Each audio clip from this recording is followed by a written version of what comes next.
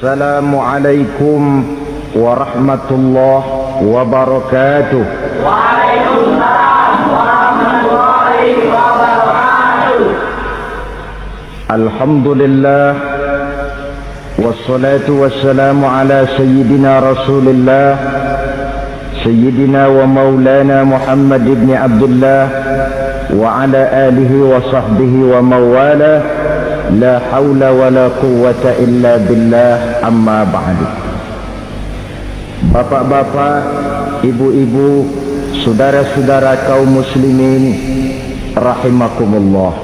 Rangka memperingati Maulid Nabi besar Muhammad sallallahu alaihi wasallam. Yang penting dari peringatan Maulid ialah membicarakan bagaimana sebenarnya identitas umat Rasulullah sallallahu alaihi wasallam. Sebab apa? Adalah suatu hal yang wajar bahwa seorang pengikut menyesuaikan tingkah laku, gaya hidup dengan orang yang diikutinya. Jangankan di dunia ini, di akhirat nanti identitas ini akan dimintakan pertanggungjan jawab dan akan ditanyakan kepada kita. Sekurang-kurangnya menjadi pengikut rombongan orang besar merupakan suatu nikmat. Paling tidak kita bisa numpang mujur. Kalau saya berangkat ke Bali ikut rombongan Pak Menteri misalnya, saya bisa bebas timbangan, tas saya tidak usah diperiksa-periksa barangkali. Kenapa? Ini rombongannya Pak Menteri, numpang mujur. Itu sekurang-kurangnya. Tetapi tentu untuk menjadi anggota rombongan Pak Menteri ini kan harus ada tanda, ciri-ciri atau yang disebut identitas. Kalau kita mengaku dan memproklamirkan diri sebagai umat Nabi Muhammad, sebagai pengikut beliau, apa sih identitasnya, ciri-cirinya? Inilah yang akan kita bicarakan pada kesempatan ini, bersumber dari surah Al-Fatah ayat 29. Allah Subhanahu wa ta'ala menjelaskan Muhammadur Rasulullah, bahwa Nabi Muhammad itu adalah utusan Allah, pesuruh Allah. Walladzina ma'ahu, dan orang-orang yang bersamanya, orang yang mengikuti ajarannya, para sahabatnya, kita ini para pengikutnya, mempunyai ciri atau identitas. Dalam ayat ini ada 5 ciri yang dijelaskan. Pertama, asyidda'u 'alal kuffar. Pengikut Nabi Muhammad bersikap tegas kepada orang-orang kafir. Apa artinya tegas di sini? Saudara-saudara, tegas di sini artinya bukan main marah-marahan, tidak ngajak berkelahi, bukan juga menantang perang. Tegas di sini artinya mempunyai prinsip, mempunyai garis yang nyata di dalam keyakinan beragama. Garisnya apa? Tidak lain, lakum dinukum waliyadin. Bagi Tuhan agama Tuhan, bagi kami agama kami. Silahkan Tuhan melaksanakan agama Tuhan, kami akan melaksanakan agama kami. Kami menghormati Tuhan, Tuhan pun menghormati kami. Tetapi soal agama tidak usah dicampur adukkan. Identitas semacam ini perlu kita tegakkan kembali. Sebab apa? Sebab di zaman sekarang orang mulai mengaburkan nilai-nilai kebenaran dari agama, yang pada akhirnya menanamkan sikap ngambang terhadap agama. Misalnya kita ini dibuai dengan kalimat yang kelihatannya bagus tapi sebenarnya mengandung racun. Kata orang, jangan fanatik, semua agama kan bagus, semua agama benar, semua agama thayyib. Terus terang saja, saya bukan tidak setuju dengan kalimat itu. Saya beranggapan kalimat itu belum sempurna. Semua agama benar, jangan titik di situ, itu baru sekedar koma. Semua agama benar, koma, bagi penganutnya masing-masing, titik. Semua agama baik, koma, bagi penganutnya masing-masing, titik. Bagi kita yang muslim, yang benar, Islam. Dan seorang muslim yang berani membenarkan semua agama, seorang muslim yang berani berkata semua agama benar, sekurang-kurangnya munafik kalau tidak menjadi murtad. Wah Pak, itu namanya fanatik dong. Betul. Yang tidak boleh kan fanatik kepada suku, yang tidak boleh kan fanatik kepada guru, tapi fanatik kepada agama dalam arti berpegang teguh kepada agama merupakan bagian daripada kehidupan beragama. Hanyalah kalau umat Islam ini fanatik dengan agamanya, dia akan konsekuen, baik melaksanakan, mengamalkan maupun mengembangkan agamanya. Saya cinta kepada suku saya, tapi tidak lalu fanatik. Cinta suku boleh, fanatik kepada suku salah. Cinta kepada guru bagus, fanatik kepada guru jelek. Cinta kepada agama bagus, fanatik kepada agama wajib. Hanya dengan fanatik kepada agama orang konsekuen. Yang jelek itu kan kalau sudah fanatisme kesukuan. Contoh, misalnya mentang-mentang orang Sunda, lalu ngomong saya ogah dengerin ceramah. Kenapa? Ustaznya bukan orang Sunda sih. Ini nggak bener, emangnya Nabi Muhammad kelahiran Ciamis? Kan tidak.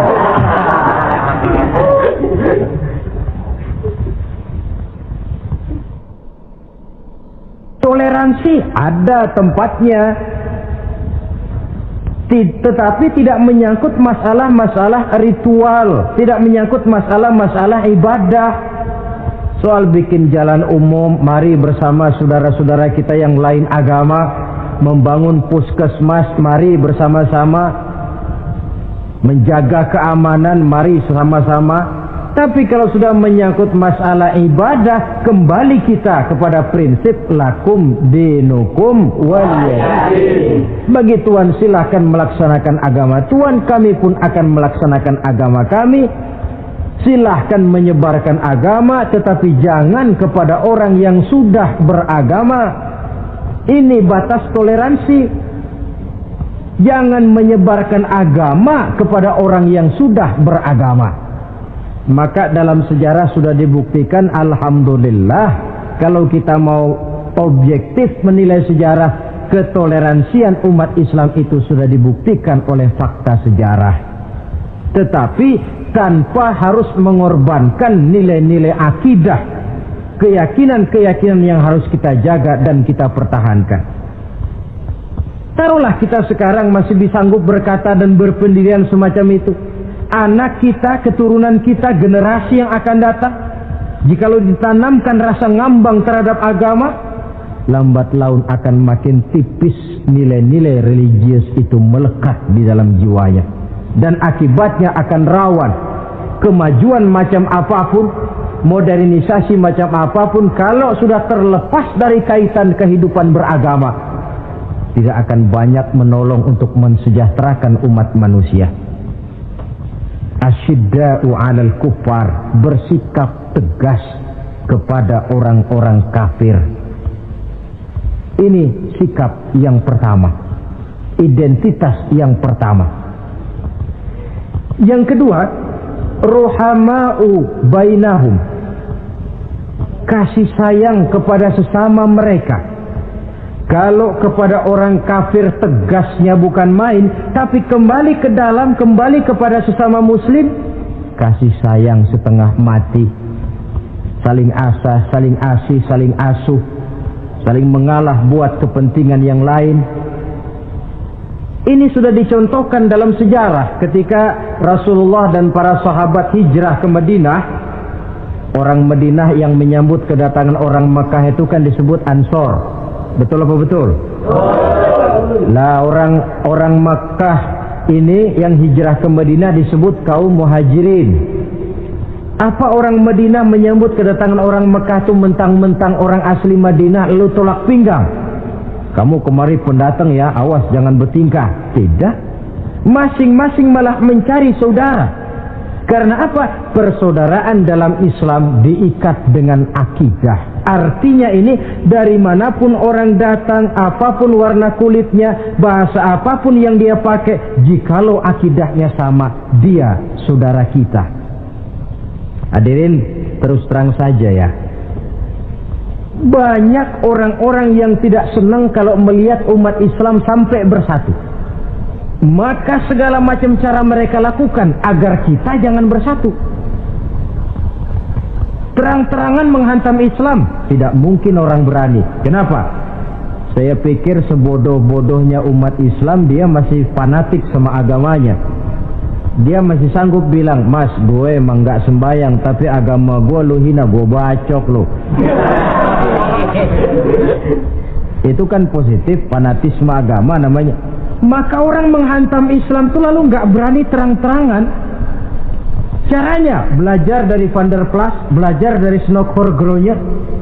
Mau menghantam Islam, masuk ke tengah-tengah umat Islam. Pakai peci, kalau perlu pakai sorban, pakai sorban. Tidak bisa assalamualaikum, latihan assalamualaikum. Hantam Islam dari dalam. Caranya, kalau perlu dibuatkan merek-merek Islam. Yang mereknya Islam tapi tujuannya bikin kacau dalam Islam. Muncullah yang namanya Islam ingkar sunnah. Muncul yang namanya Islam sejati. Islam. Mereknya Islam, tujuannya bikin kacau dalam Islam. Kalau dia sudah mengkafirkan orang lain yang tidak sepaham dengan dia, tidak mau bermakmum kepada orang yang sepaham dengan dia. Kalau cara ini tidak kena, mereka putar lagu lama. Apa lagu lama itu? Lagu khilafiyah. Lagu lama itu supaya kita sengketa sesama kita, mempersoalkan hal-hal kecil. Waktu terbuang, energi habis untuk mempermasalahkan hal yang tak pernah kunjung selesai. Sering kejadian toh di kampung-kampung. Yang satu pakai usolli, yang satu tidak, lalu pisah RT. Yang satu azan sekali Jumatan, yang satu 2 kali, lalu bangun masjid lagi. Yang satu kunut, yang satu tidak, asah golok. Persoalan yang semacam ini sampai kiamat tidak akan kunjung selesai. Oleh karena itu potensi yang besar ini tidak tersalurkan dengan wajar karena kita centang perenang di dalam, tidak pandai menjaga kesatuan dan persatuan sebagai modal dasar untuk berbuat yang lebih baik. Adalah lebih baik kita ini mencari titik-titik persamaan dan bukan memperbesar pola perbedaan. Ruhama'u bainahum, kasih sayang sesama mereka. Imam Ghazali memberikan contoh, kun kal yadain wala takun kal uzunain. Hai umat Islam, hiduplah kamu seperti 2 tangan.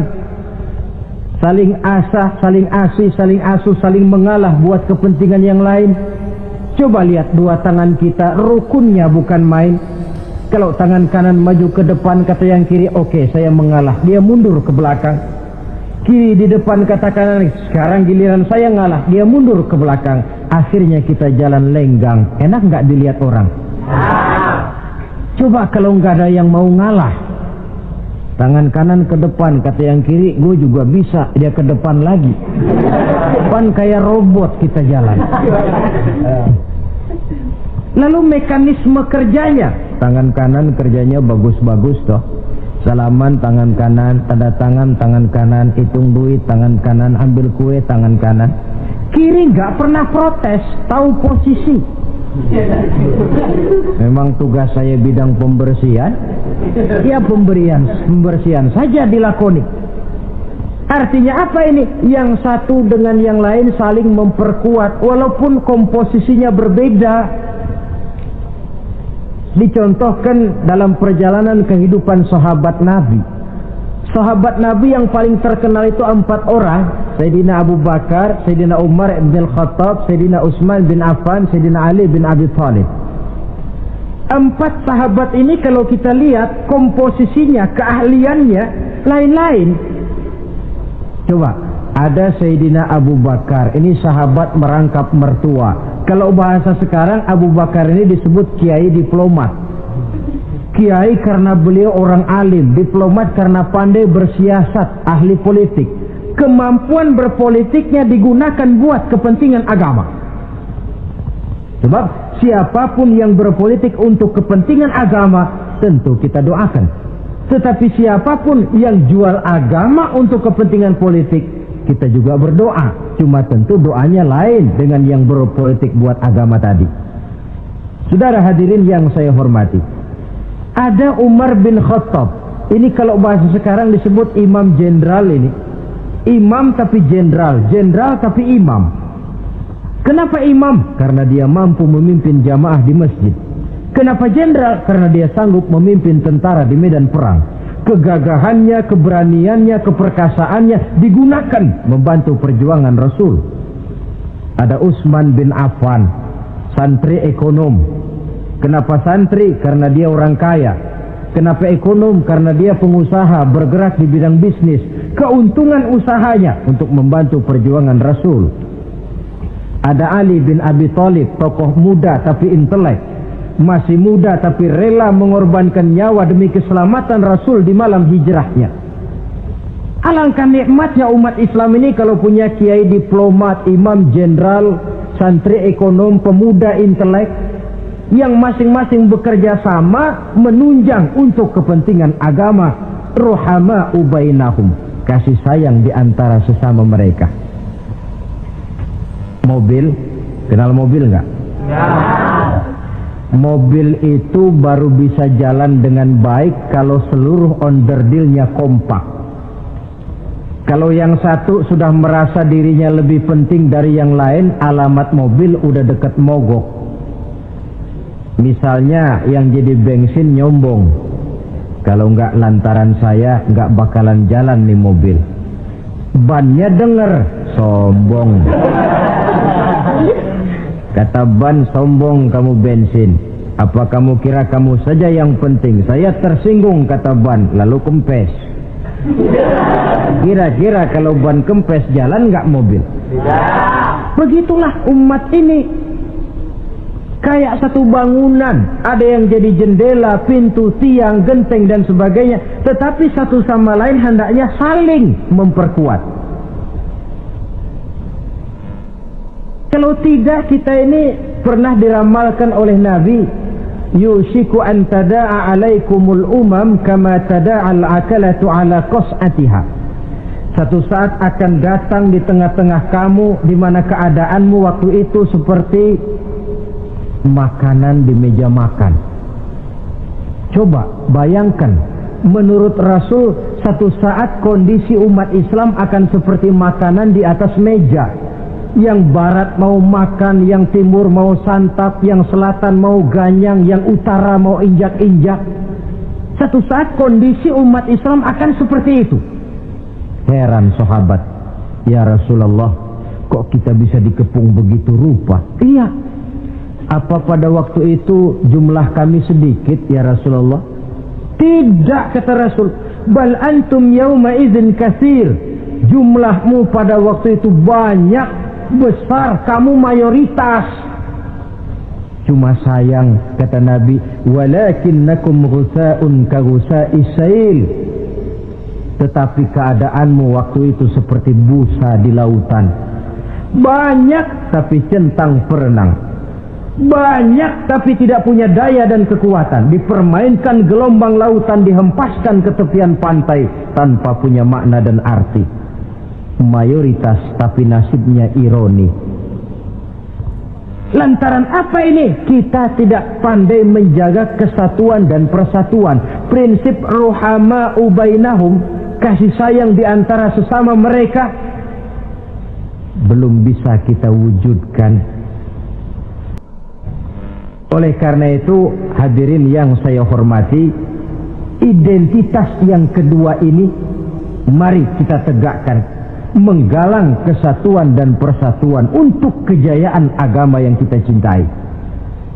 Soal posisi silahkan berbeda, soal profesi silahkan berbeda, tetapi hendaknya perbedaan ini tidak menyebabkan persimpangan tujuan.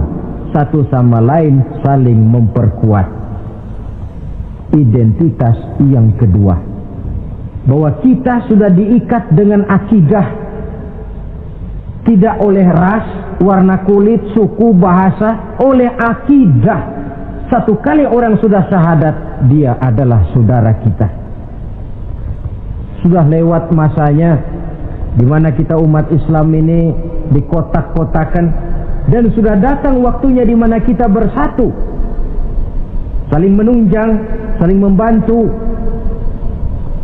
sehingga dengan demikian terwujudlah satu masyarakat yang diikat dengan nilai-nilai akidah. Ini yang kedua, kasih sayang kepada sesama muslim. Satu badan itu kalau yang satu sakit, yang lain kan akan ikut merasa sakit. Saudara jalan tengah malam, ibu jari tersandung batu, meletak.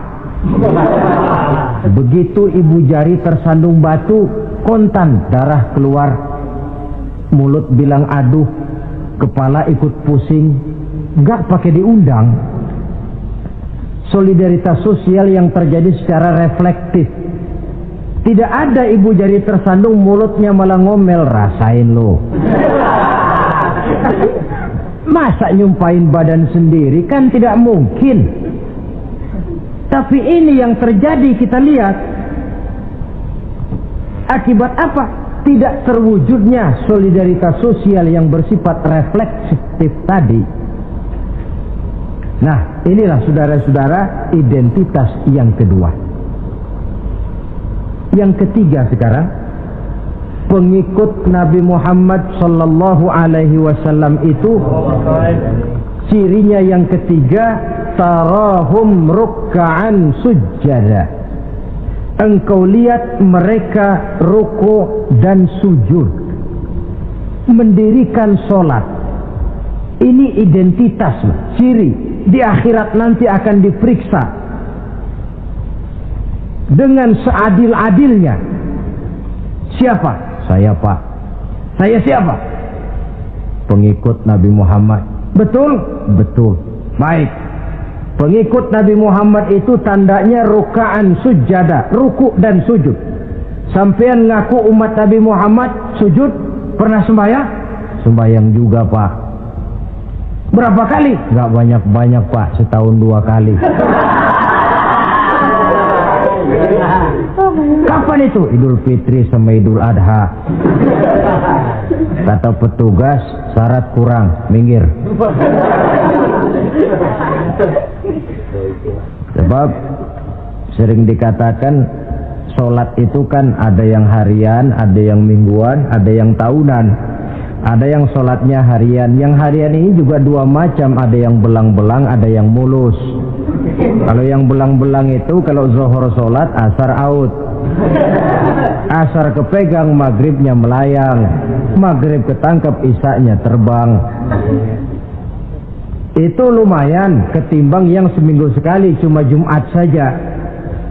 Yang Jumat pun agak lumayan lah daripada yang setahun 2 kali cuma Idul Fitri dan Idul Adha.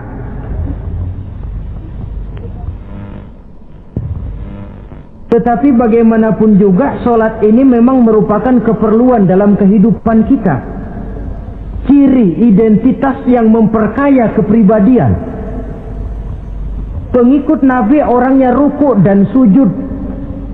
Sehingga di zaman sahabat tadi kondisi mereka digambarkan kalau siang seperti kuda perang, tetapi kalau malam seperti pendeta. Maksudnya apa? Di medan perang mereka gagah, tapi kalau sudah ruku dan sujud bukan main khusyuknya.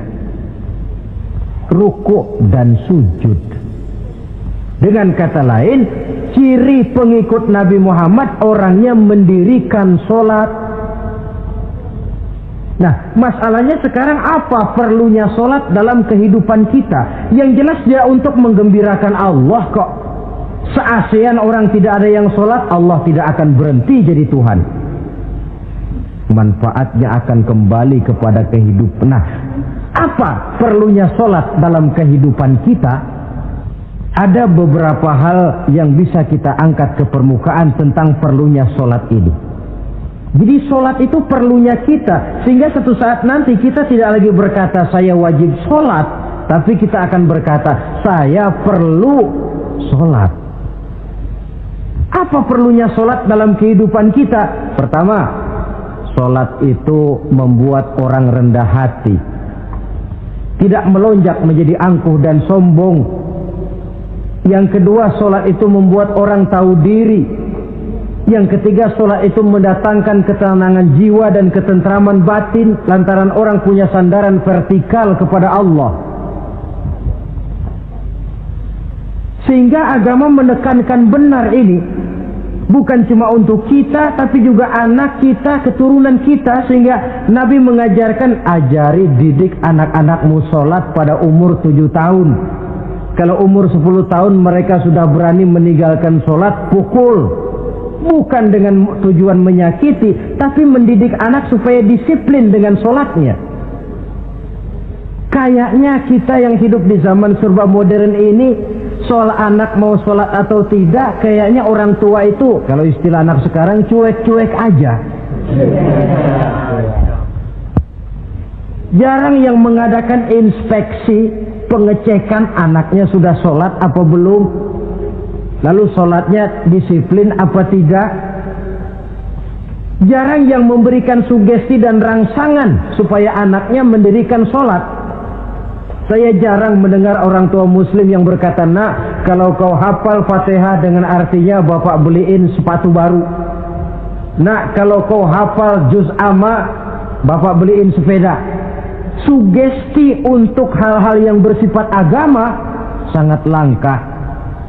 Tapi kalau sudah hal-hal yang bersifat umum, wah, nah, kalau kamu lulus nanti SD ya, kita piknik ke Tangkuban Perahu, lulus SMP tur ke Bali, lulus SMA piknik ke Singapura. Rangsangan dan dorongan, baguslah itu. Tetapi alangkah akan lebih bagusnya jika untuk hal-hal yang bersifat agama kita pun sanggup memberikan sugesti, rangsangan dan dorongan kepada anak-anak kita. Sehingga sejak kecil mereka sudah terbiasa dengan sholat. Sejak kecil mereka sudah disiplin dengan sholatnya. Sebab kalau tidak, kayu itu kalau mau dibengkokkan pada saat dia masih kecil. Kalau sudah besar baru mau dibengkokin, repot kayu itu. Membentuk orang soleh itu harus dimulai sedini mungkin. Karena itu salah satu fungsi solat Allah jelaskan, inna sholata tanha 'anil fahsya wal munkar. Bahwa solat yang dikerjakan dengan betul mampu mencegah manusia dari perbuatan yang keji dan munkar. Jadi dengan kata lain orang yang disiplin dengan solat terpeliharalah dirinya dari perbuatan yang keji dan munkar.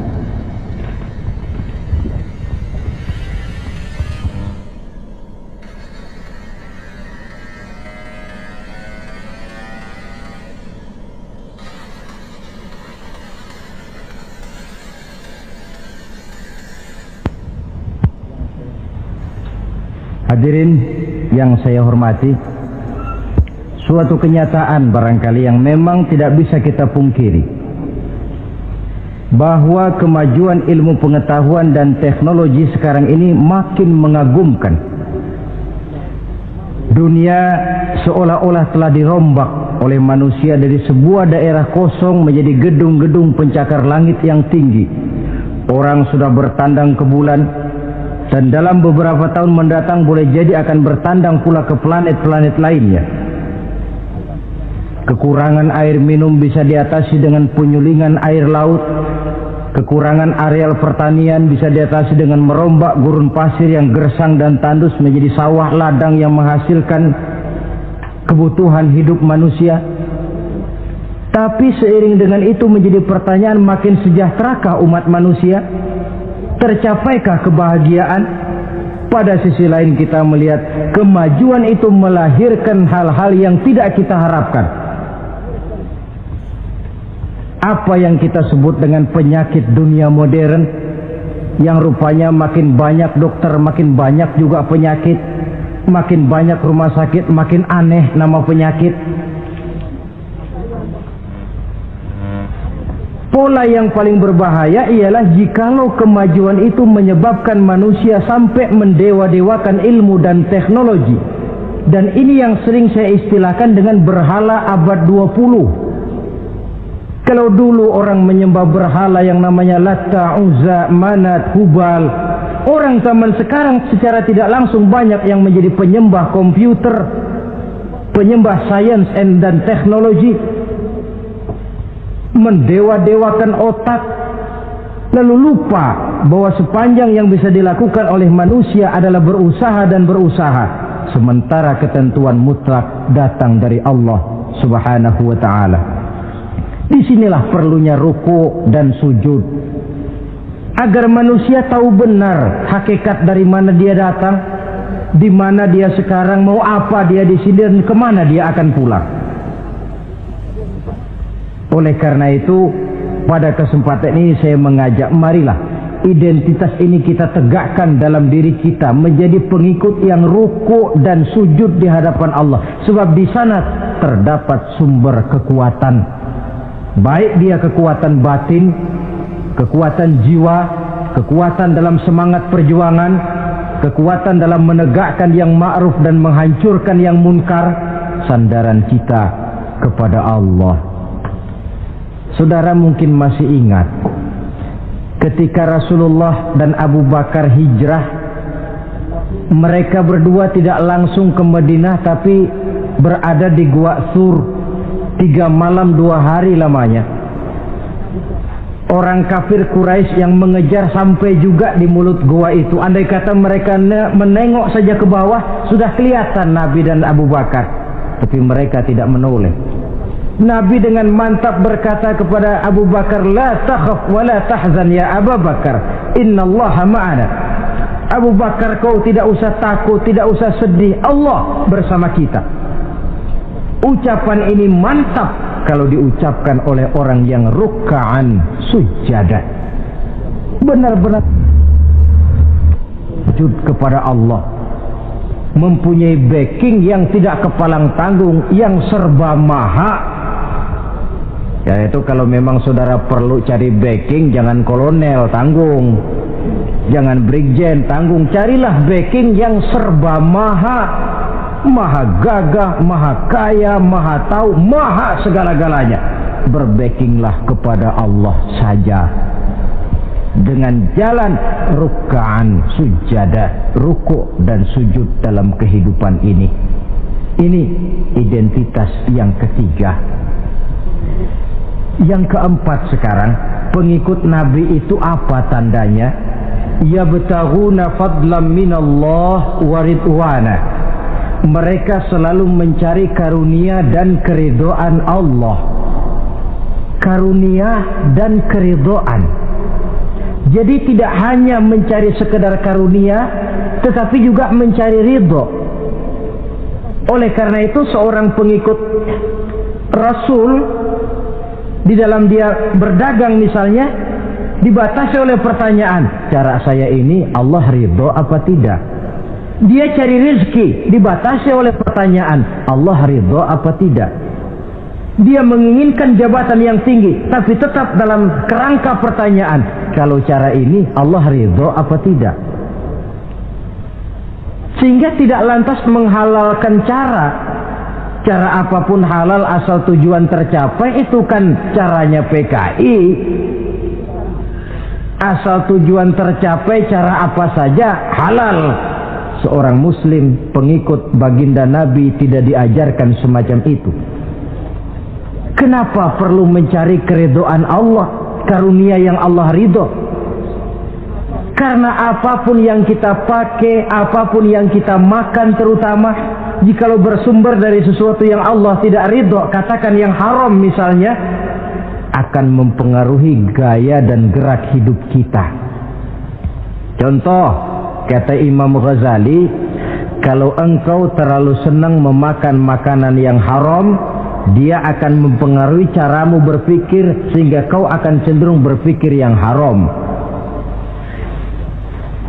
Mencari karunia yang Allah ridho, dan hidup itu kalau sudah mendapat ridho Allah, sudah satu kenikmatan yang tidak bisa dibeli dengan nilai materi yang bagaimanapun banyaknya. Karena itu biarlah kita orang mukmin ini di dunia hidup kaya asal Allah ridho saja, nggak apa-apa. Biar rumah kita gedung, punya mobil bagus, uang banyak, kalau Allah ridho enak. Daripada sudah melarat tinggal di pinggir kali, rumahnya gubuk, Allah marah lagi. Kapan mau senang orang macam begitu? Jadi biarlah kita ini bahagia di dunia, asal di akhirat masuk surga, nggak apa-apa. Mencapai kebahagiaan di dunia dan di akhirat. Cari karunia Allah sebanyak-banyaknya, karena memang bumi dan segala fasilitasnya diperuntukkan bagi manusia, dan karunia Allah itu ada dimanapun kita pergi. Dahulu ketika turun perintah hijrah, sebagian sahabat berpikir-pikir, kalau saya hijrah ke Madinah, di Madinah mau makan apa saya? Ini Mekah kan jelek-jelek, kampung sendiri. Umpama kepepet ngutang-ngutang dikit orang masih percaya lah, kalau ke Madinah ngutang sama siapa? Takut dia kalau hijrah ke Madinah tidak dapat makan. Allah memberikan jaminan, qul li'ibadiyallazina amanu inna ardi wasi'ah fa iyaya fa'budu. Katakan kepada mereka Muhammad, hai hamba-hambaku yang beriman, bumiku ini luas. Di Mekah kau makan, hijrah ke Madinah juga kau akan makan. Apalagi hijrahmu karena membela agama. Jangan karena membela agama kau takut kelaparan. Artinya apa? Karunia Allah itu ada dimanapun. Kalau kita mau berusaha, tetapi jangan lupa usaha itu harus yang Allah ridho. Kalau sekedar hasil usaha cara apapun boleh, ya dapat, tetapi tanpa ridho semuanya tidak akan membawa ketenangan, ketentraman dan kebahagiaan. Allah itu kan maha pengasih, tidak pilih kasih katanya. Artinya apa? Semuanya Allah kasih. Orang kalau mau berusaha dapat. Itu logika, sunnatullah kata kita, hukum alam kata orang. Kalau mau berusaha mesti dapat. Tetapi kasih sayang Allah ini tidak diberikan kepada setiap orang.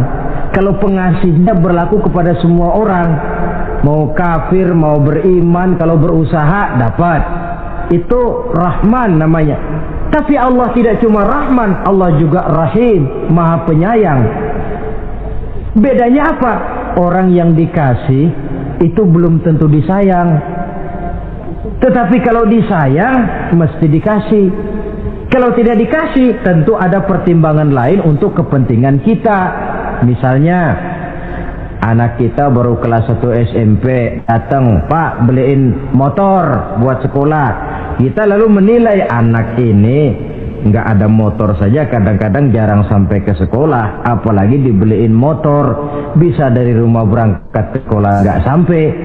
Tidak dibelikan bukan karena tidak sayang, justru karena sayangnya ada pertimbangan lain untuk kepentingan si anak. Tetapi kadang-kadang anak sendiri berpikirnya lain. Bapak katanya sayang, minta dibeliin motor saja tidak dibelikan. Dia menilai orang tuanya tidak sayang, padahal justru sayangnya lalu tidak dibelikan. Begitulah satu contoh kecil dari keridhaan Allah ini. Jika Allah sudah memberikan ridhonya kepada kita, segala yang kita mau diberikannya. Kalau tidak juga diberikan, tentu ada manfaatnya untuk kemaslahatan kita. Allah maha tahu. Misalnya orang mengeluh, saya akan sembahyang rajin, ngapa rezeki seret bener sih, apa saya berhenti lagi sholat? Allah lebih tahu. maslahatnya.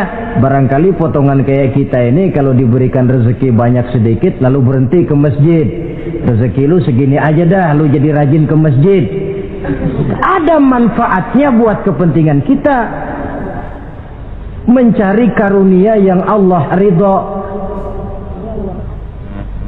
Dalam alam yang terbentang luas ini karunia Allah terhampar luas. Tinggal kita mencari, dan untuk mencari itu diperlukan keahlian. Keahlian hanya timbul karena pendidikan. Makin ke depan persaingan hidup makin tajam tanpa membekali diri. Terutama generasi kita yang akan datang, anak-anak kita. Boleh jadi mereka akan tersudut ke pojok-pojok kehidupan untuk kemudian lebih banyak jadi penonton daripada sekedar pemain. Dan kerugian akan kembali kepada kita. Karena itu cari karunia Allah sebanyak-banyaknya, tapi dengan garis bawah yang Allah ridho. Sekali lagi, carilah karunia Allah sebanyak-banyaknya dalam kehidupan ini, tetapi dengan menggarisbawahi yang Allah ridho. Inilah identitas yang keempat. Yang kelima sekarang, identitas yang terakhir, simahum fi wujuhihim min atharis sujud. Di muka mereka ada tanda bekas sujud. Ini pengikut Rasulullah sallallahu alaihi wasallam. Bekas sujud, iya. Apa bekas sujud itu? Apa jidatnya hitam kebanyakan sujud? Mungkin. Karena rajin sujud lalu berbekas. Boleh jadi, tapi soal hitam di jidat sih gampang digosok-gosok. Yang terpenting asarus sujud di sini dalam bentuk sikap mental. Apa sikap mental yang saya maksud? Orang yang rajin sujud itu lalu membekas dalam kehidupannya pengaruh sujud. Apa pengaruh sujud? Karena rajin sujud timbul ikhlasnya. Sudah berbuat, yang penting itu Allah. Orang lain mau tahu atau tidak, orang lain mau puji atau tidak, yang penting Allah. Sebab kalau sudah dia usolli fardal maghribi Allahu Akbar, dia tinggalkan dunia dan seluruh isinya. Naik dia menghadap Allah. Selamat tinggal sebentar dunia, nanti saya balik lagi. Yang ada cuma dia dan Allah dalam dialog langsung. Timbul keikhlasan, terjemahannya dalam kehidupan. Berbuat tanpa pamrih, tidak suka menepuk jasa dan menghitung jasa. Sebab biasa orang itu kalau sedang perang tidak sempat ngaku jadi pahlawan, tapi kalau perang sudah selesai nggak kenal bedil ngaku pahlawan. Kalau perang sedang berkecamuk, jarang yang mengaku pahlawan. Kalau sudah perang selesai, masing-masing nepuk dada. Seorang yang ikhlas, seorang yang berbuat tanpa pamrih, dan ini pengaruh sujud dalam kehidupan. Lalu apalagi timbul jujurnya. Kenapa? Kalau dia sholat zuhur 4 rakaat, lalu umpama selesai 3 rakaat dia salam, orang lain tentu tidak tahu dia korupsi 1 rakaat. Tapi kenapa tidak dia lakukan? Ada Allah sih yang tahu.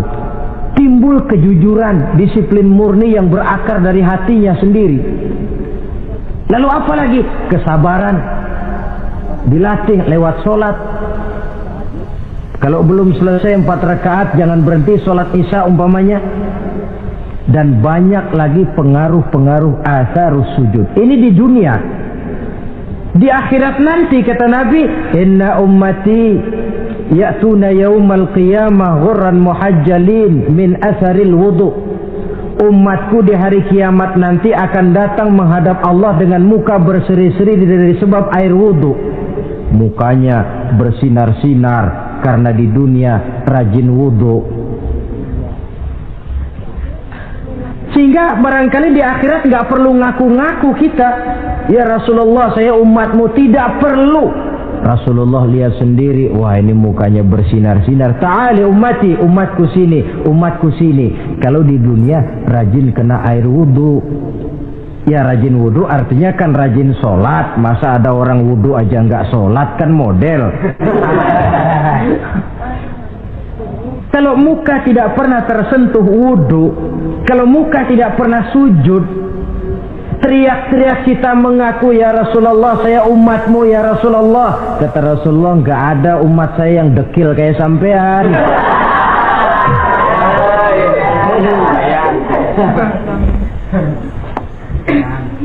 Itulah sebabnya pada kesempatan ini saya mengajak, mari membiasakan diri berwudu. Tidak cuma untuk sholat. Saudara mau berangkat ke kantor, wudu dulu, bagus. Saudara mau pergi berdagang, wudu dulu, cakep. Saudara mau pergi kuliah, mau pergi sekolah, wudu dulu, bagus. Di samping kebersihan jasmani, juga kebersihan rohani. Tengok saja, kalau kita membasuh tangan pada saat wudu, mulai Allahumma inni as'aluka yumna wal barakah wa a'udzubika minasyu'mi wal halakah. Itu kan yang kita baca. Ya Allah, saya mohon keberkahan di dua tangan ini, supaya tangan ini kalau dibawa dagang untung, dibawa menanam lalu panen, dibawa berusaha menghasilkan rezeki. Dan saya berlindung kepadamu ya Allah, jangan sampai tangan ini membawa kesialan dan kecelakaan. Berlindung kepada Allah jangan sampai jadi punya tangan sial, dipakai dagang rugi, dipakai nanam pohonan mati, dipakai mukul orang mati. Tangan sial. Dari itu saja sudah memberikan sugesti untuk rohani kita. Kebersihan jasmani, kebersihan rohani terpelihara karena wudu. Jadi asarus sujud, pengaruh sujud membekas di dalam kehidupan. Sehingga oleh Syekh Muhammad Abduh dijelaskan, walikulli ibadatin minal ibadati sahihah asarun fi taqwimi akhlaqil qaimi biha wa tahzibi nafsihi. Setiap ibadah yang dikerjakan dengan betul pasti mempunyai pengaruh yang nyata dalam meluruskan moral akhlak orang yang melaksanakan ibadah itu sendiri. Jadi sujud kita betul apa tidak? Lihat saja pengaruhnya dalam kehidupan kita. Sholat kita sudah betul apa tidak? Lihat saja pengaruhnya dalam kehidupan kita. Kalau sujud ya sujud, tapi judi jalan juga, nah, sujudnya belum betul. Waktunya sholat ya sholat, waktunya mabuk, sholatnya belum betul. Waktunya ruku ya ruku, giliran nyolong, sholatnya belum betul. Sebab sholat yang dikerjakan dengan betul, sujud yang dikerjakan yang punya pengaruh nyata dalam kehidupan, kelihatan bekasnya dari tingkah laku dan gerak kita di dalam menelusuri kegiatan hidup ini. Maaf, dengan sedikit pahit barangkali kita memang harus berkata, masih banyak di antara kita umat Islam ini yang melaksanakan ibadah hanya dengan prinsip asal sekedar gugur kewajiban. Perkara ada pengaruhnya atau tidak dalam diri kita, kita malas untuk mengadakan evaluasi. Akibatnya ibadah yang kita kerjakan tidak mempunyai pengaruh dalam membentuk kepribadian kita. Orang yang mengucapkan syahadat ada pengaruh dalam jiwanya. Orang yang mendirikan sholat ada pengaruh dalam membentuk kepribadiannya. Orang yang melaksanakan puasa ada pengaruh dalam perkembangan jiwanya. Orang yang mengeluarkan zakat ada pengaruhnya dalam mengelola hartanya. Orang yang melaksanakan ibadah haji ada perubahan dalam kegiatan hidupnya, dari yang negatif kepada yang positif tentunya. Simahum fi wujuhihim min athari sujud. Di muka mereka, di muka pengikut Rasulullah ini ada tanda pengaruh bekas sujud. Karena rajinnya dia melaksanakan sujud di dalam kehidupan ini. Nampak pengaruh yang nyata di dalam kehidupannya, dalam gerak dan tingkah lakunya. Saudara hadirin, ma'asyiral muslimin rahimakumullah. Inilah 5 identitas yang harus kita tegakkan jikalau kita mau jadi umat yang konsekuen. Tidak sekedar bangga-banggaan menyandang titel umat Nabi, apalagi konon mengharapkan syafaatnya di akhirat nanti, padahal sebagai pengikut kita tidak menyesuaikan diri dengan yang kita ikuti. bagaimana mau mengharapkan fasilitas yang namanya syafaat? Bahwa syafaat pertolongan Rasul itu ada, tetapi fungsinya kan ibarat orang punya kain, syafaat itu nambel. Saudara punya kain, sobek-sobek sedikit, ditambel oleh yang namanya syafaat. Sholat kurang sedikit, ditambel oleh syafaat. Sodakoh ada campur riya sedikit, tidak karena Allah sedikit, syafaat. Jadi kalau punya kain sobek ada syafaat. Lah kalau kainnya tidak punya, yang mau ditambel apanya? Sholat tidak, puasa tidak, di akhirat aman dah dapat syafaat. Tentu terlalu berlebihan, terlalu optimis mengharapkan sesuatu yang kita memang tidak punya modal dasar untuk memperolehnya. Baiklah ya, kesimpulan.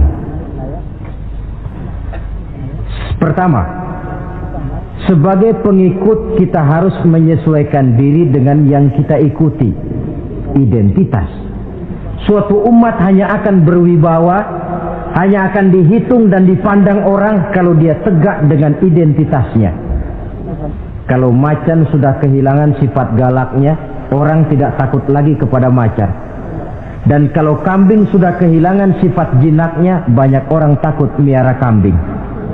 Kalau umat Islam sudah kehilangan identitasnya, dia akan menjadi umat yang kehilangan wibawa dan tidak pernah ditakuti oleh musuh-musuhnya. Seenaknya saja orang mengacak-acak kehidupan kita sebagai umat kalau tidak punya identitas. Yang kedua, kesimpulan yang kedua, identitas itu bisa kita ringkaskan. Pertama, tegak dengan keyakinan inna dina indallahil Islam. Menumbuhkan fanatisme agama dalam arti berpegang teguh kepada agama. Menempatkan toleransi pada tempatnya yang wajar. Tidak mencampur adukan semua agama. Tegas di dalam mempertahankan akidah. Kemudian yang ketiga, perlu menegakkan solidaritas sosial yang bersifat reflektif untuk menegakkan wibawa kita sebagai umat, supaya potensi dari umat yang mayoritas ini dimanfaatkan oleh umat itu sendiri. Kalau tidak, kita cuma akan menang jumlah saja, menang bilangan, kuantitas yang tanpa kualitas. Dan kalau ini yang terjadi, nasib kita akan seperti buih di lautan. Banyak, tapi kata orang kampung cuma menang groyokan. Tidak punya daya dan kekuatan, dicampakkan orang ke kiri dan ke kanan, hanyut oleh arus. Bukan menciptakan arus, tapi malah hanyut oleh arus. Bukan menciptakan model, tapi malah mengikuti model. Bukan menciptakan irama tersendiri, malah diatur oleh irama orang lain. Ini yang menyebabkan ironi. Tegaklah dengan kesatuan dan persatuan, dengan lebih memperbanyak mencari titik-titik persamaan dan bukan memperbesar titik-titik perbedaan. Yang keempat, rukuk dan sujud sebagai sandaran vertikal kepada Allah. Selama kita umat ini masih rajin rukuk dan sujud, selama itu pula nilai optimisme masih ada dalam jiwa dan diri kita. Ya Allah, persilahkan orang memperlakukan kami sesuka hatinya, tapi kami yakin ya Allah, Engkau tidak akan mendiamkan. Satu saat pertolonganmu mesti datang. Itu akan mantap kita ucapkan kalau kita melaksanakan rukuk dan sujud. Tertimpa tangga, jatuhnya sakit, ketimpa tangga lagi, musibah yang beruntun. Rukuk dan sujud sebagai sandaran vertikal. Yang kelima, karunia Allah dan keredoan Allah jangan dipisah. Cari karunia sebanyak-banyaknya, tetapi dalam batas-batas yang diridhoi Allah. Sebab kalau tidak, karunia itu akan makin membuat kita jauh dari Allah. Ilmu karunia itu. Tapi kalau tidak dari Allah, Nabi ingatkan, man izdada ilman wa lam yazdad huda, lam yazdad minallahi illa bu'da.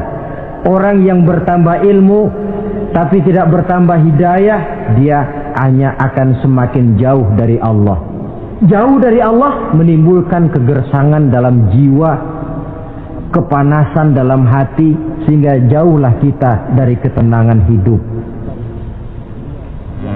Karunia yang Allah ridho, dan Islam melarang umatnya untuk berpangku tangan menunggu keajaiban dari langit. Berusaha, berikhtiar, berdoa, lalu bertawakal kepadanya. Yang terakhir, hendaknya ibadah yang kita kerjakan dievaluir, ditinjau kembali apa pengaruhnya dalam kehidupan kita. Sebab setelah selesai melaksanakan suatu ibadah, hendaknya nilai ajaran yang terkandung dalam ibadah itu bisa kita terjemahkan dalam kehidupan kita, sehingga gerak kita dalam sholat dengan tingkah laku kita di luar sholat ada kesinambungan. Gerak kita di dalam bulan Ramadan dengan tingkah laku kita di luar Ramadan ada kesinambungan. Namanya ibadah yang kita kerjakan ada pengaruhnya dalam memperbaiki kehidupan kita. Dengan satu prinsip, ibadah itu kita kerjakan adalah kemanfaatannya kembali kepada kehidupan kita. Saudara hadirin yang saya hormati, inilah pembicaraan kita pada pertemuan kita kali ini, dengan harapan tentunya dalam memperingati Maulid kita tidak hanya sekedar melakukan satu tradisi, tidak hanya sekedar hura-hura, tidak hanya sekedar ikut-ikutan. Sebab bagaimanapun peringatan semacam ini bukan tujuan. Ini cuma sekedar alat. Kalau peringatannya yang jadi tujuan, selesai memperingati, selesai sudah. Kayak saudara tujuannya mau ke Bogor, kira-kira kalau sudah sampai Bogor pulang lagi enggak? Pulang. Kenapa? Tujuan sudah tercapai. Tujuannya cuma memperingati Maulid. Sudah selesai. Ya sudah selesai segala-galanya. Yang tidak sholat kembali tidak sholat, yang teler kembali teler. Pokoknya kan udah Maulid. Itu kalau dijadikan tujuan. Maulid sekali lagi bukan tujuan, cuma sekedar alat. Tujuan kita diantaranya mencari identitas, menyesuaikan diri sebagai seorang pengikut dengan Rasulullah yang kita ikuti itu. Inilah pembicaraan kita kali ini. Mudah-mudahan 5 identitas ini Allah berikan kekuatan untuk bisa kita tegakkan dalam diri kita masing-masing, sehingga kebanggaan sebagai pengikut Nabi dibuktikan dengan amal perbuatan kita. Terima kasih banyak atas segala perhatian. Mohon maaf atas segala kekurangan. Usikum wa iyaya bitaqwallah. Wassalamualaikum warahmatullahi wabarakatuh. Waalaikumsalam warahmatullahi wabarakatuh.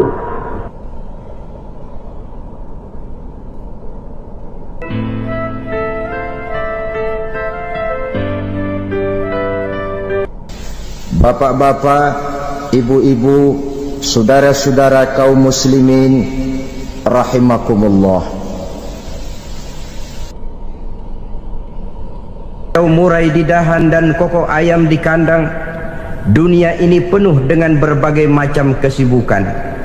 Sejak dari petani yang turun ke ladang, pedagang yang berangkat ke pasar, pelajar yang menuju sekolah, sampai kepada pegawai yang berangkat ke kantor, seluruhnya tidak lain untuk mencari sesuatu yang bernama bahagia. Setiap orang menginginkan kebahagiaan, dan tidak seorang pun menginginkan kesengsaraan dalam kehidupan ini. Namun nyatanya tidak setiap orang yang ingin bahagia mengetahui jalan yang harus ditempuhnya untuk sampai kepada kebahagiaan itu.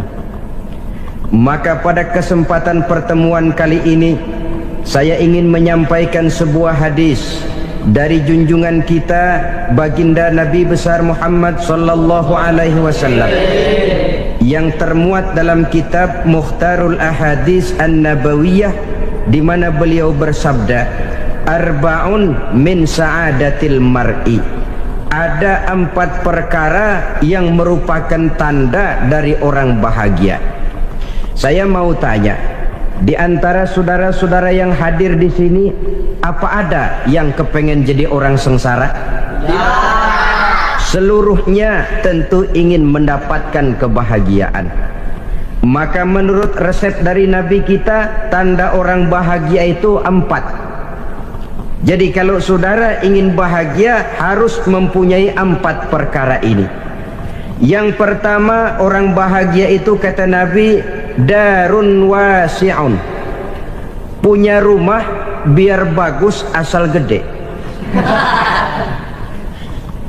Enak ngaturnya, daripada sudah punya rumah kecil, adanya di pinggir kali, gubuk, kalau hujan bocor, miring lagi, kiamat. Loh, kalau gitu Islam materialis dong. Hadis ini boleh diartikan dengan makna hakiki, arti yang sebenarnya. Boleh diartikan dengan makna majazi, arti kiasan. Kalau dia diartikan dengan arti kias, maka yang dimaksud darun wasi'un ay qalbun wasi'un. Rumah yang luas tidak lain daripada hati yang lapang. Karena di situ kunci kebahagiaan yang sebenarnya. Walaupun kita cuma tinggal di petak berukuran 2 kali 3 meter, kalau hati kita luas rasanya rumah itu. Tapi biar rumah kita halamannya saja puluhan ribu hektar, ada kolam renangnya, kamar tidurnya tidak lagi terhitung. Kalau hati yang menempati rumah itu sempit, maka akan terasa sempit jugalah rumah itu. Tempat bergantungnya tidak lain adalah hati.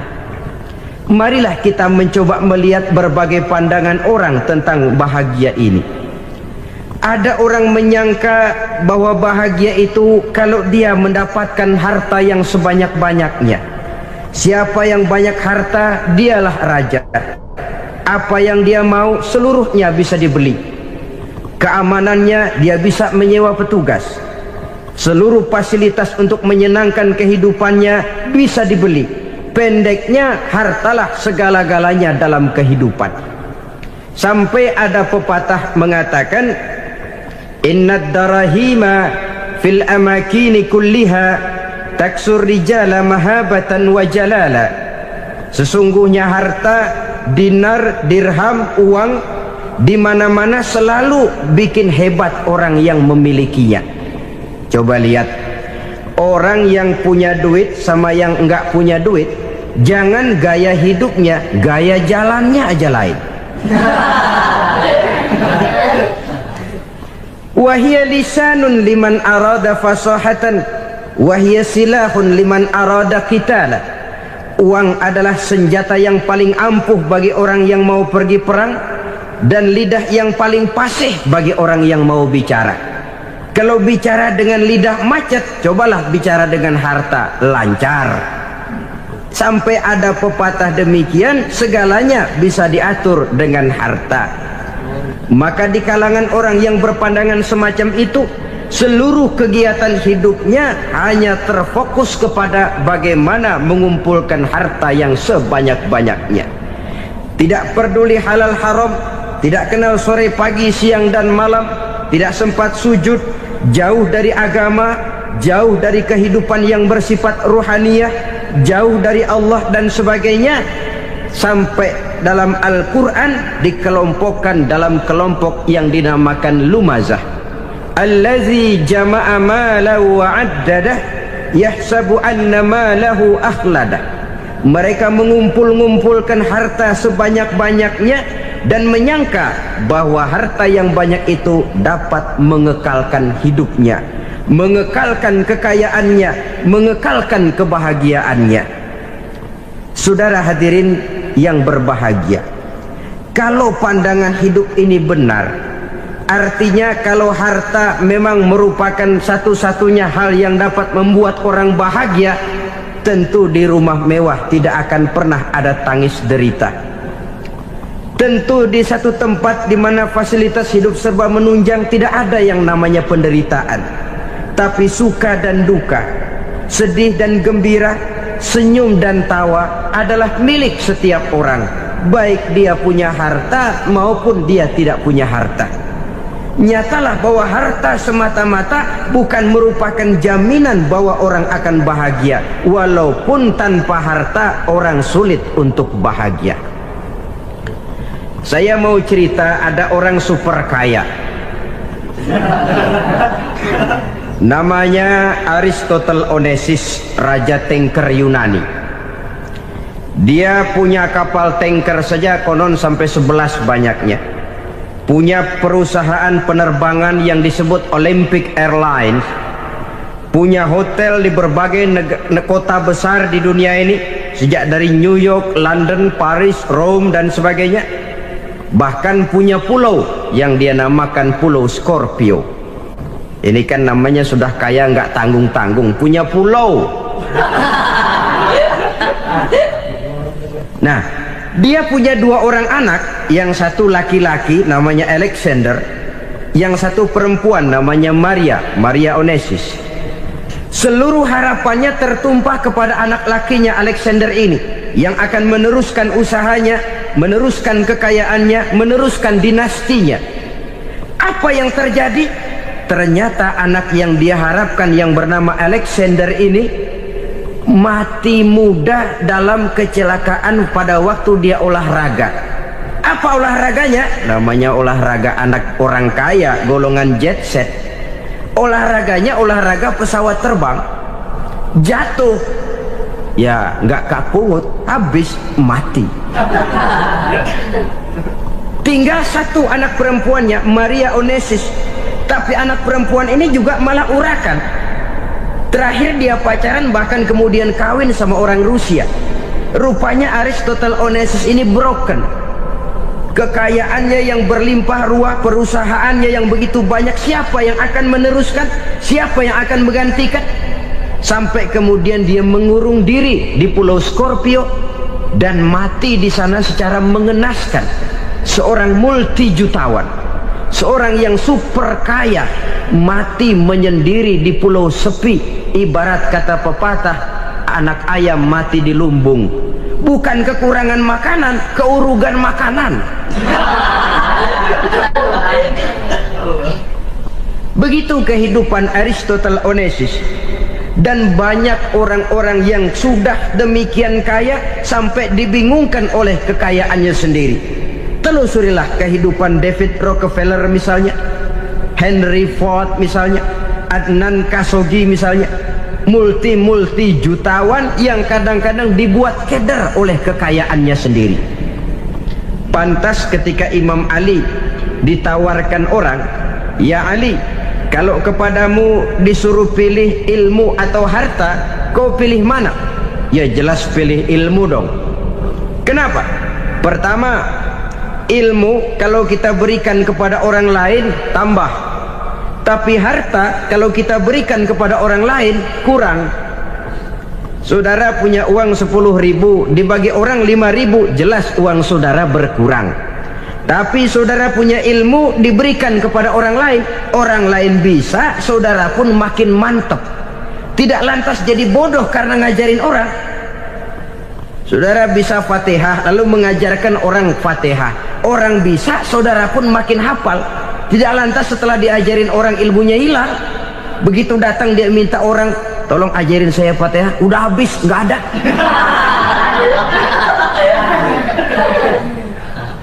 Yang kedua kata Imam Ali, ilmu menjaga kita. Kalau harta kita yang harus jaga. Makin banyak ilmu makin terpelihara diri seharusnya. Tetapi makin banyak harta makin bingung kita jaganya. Sampai kadang-kadang kalau perlu seluruh keliling rumah dipasangi alarm. Belum cukup disewakan anjing besar-besar, pasang di depan pintu, awas anjing galak. Masih belum cukup juga, cari centeng tukang-tukang kepruk jaga rumah. Masih terasa belum aman, padahal rumahnya dikelilingi tembok besar. Di balik tembok ada pintu-pintunya tebal. Di balik pintu itu terbuka masuk kamar, kamar pun ada pintunya, pintunya pun kuat. Masuk ke dalam kamar ada lemari, lemarinya pun pintunya kuat, dikunci, kuncinya pun kuat. Tapi terhadap seluruhnya yang timbul cuma sekedar was-was saja. Kesimpulannya sekali lagi, tanpa harta orang memang sulit untuk bahagia. Tapi harta semata-mata tidak merupakan jaminan orang akan bahagia. Dengan hati yang luas, itu modal utama untuk mencapai kebahagiaan hidup. Orang yang hatinya luas, saudara-saudara, punya hati yang lapang, melihat kenyataan hidup ini, dia bersyukur senantiasa kepada Allah. Lantas tidak timbul hasud dan iri hatinya. Oleh karena itu, jiwanya selalu lapang. Kalau tidak, cupik hati namanya, dangkal pandangan, tidak senang melihat orang lain dapat nikmat, dan itu sering dijadikan contoh. Kalau orang yang lapang dada, dia lihat tetangganya beli TV baru, dia berkata, alhamdulillah ya, tetangga kita beli TV, mudah-mudahan kita bisa ikut nonton. Lapang dadanya. Tapi orang yang sempit hati, lihat tetangga beli televisi, meriang. Enggak diapa-apain, meriang. Besoknya dengar tetangga beli motor, makin sakit, ke rumah sakit. Lalu di rumah sakit dengar tetangganya beli mobil, mati. Disiksa oleh perasaannya sendiri. Orang kalau hati sudah sempit dalam hidup, kemanapun dia pergi, sempit rasanya medan kehidupannya. Kemudian kita melihat juga ada orang yang menilai bahwa bahagia itu katanya kalau punya kedudukan yang tinggi, pangkat yang agung, wibawa yang besar. Mungkin betul, tapi mungkin juga tidak. Bergantung kepada hati orang yang punya pangkat itu. Sama dengan harta tadi. Harta akan membawa bahagia kalau dia jatuh ke tangan orang yang berhati lapang. Tapi harta akan jadi bencana kalau jatuh ke tangan hati orang yang sempit.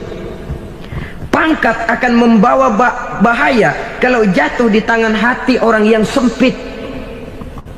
Lebih dari itu, kenyataan mengajarkan kepada kita bahwa ternyata pangkat dan jabatan tidak selamanya memberikan kebahagiaan dalam kehidupan. Bahkan resikonya kelewat besar. Beberapa bukti kita bisa ambil dari para pemimpin dunia yang menjadi korban lantaran pangkat dan jabatan yang disandangnya.